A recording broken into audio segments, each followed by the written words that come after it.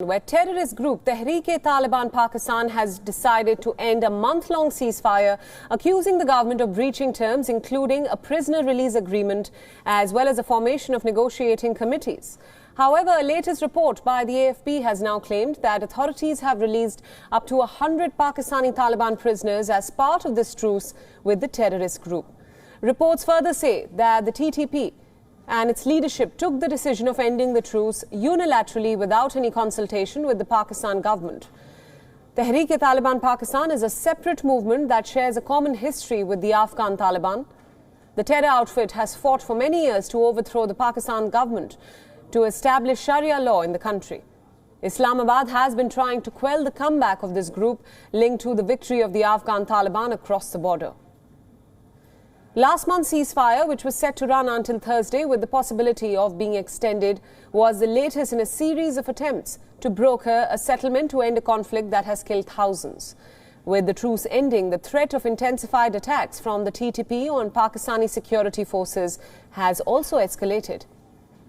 This year, the TTP claimed 32 attacks in August, 37 in September and 24 in October, the highest monthly totals in nearly 5 years. The group was behind the 2014 ambush on the Army Public School in Peshawar, where more than 150 people were killed, most of them children.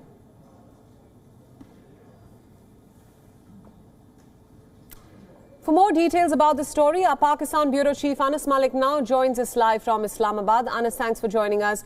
Now, as we just told our viewers, the TTP have decided to end a month-long ceasefire, accusing the government, in fact, of breaching terms, including a prisoner release agreement. What more can you tell us about this? Well, yes, the Tehreek-e-Taliban Pakistan has unilaterally ended their ceasefire with the Pakistani government that ended yesterday. In fact, they have not extended it. They have accused the Pakistani government of not honouring their part of the commitment. A reaction from the Pakistani government is as yet awaited, but we're given to understand that there are efforts that are underway to possibly extend this ceasefire. Now, it is pertinent to mention that the Pakistani government very recently released about 100 plus prisoners from the Tehreek-e-Taliban, but the Tehreek-e-Taliban Pakistan, or TTP, says they were not those prisoners to which the list was presented.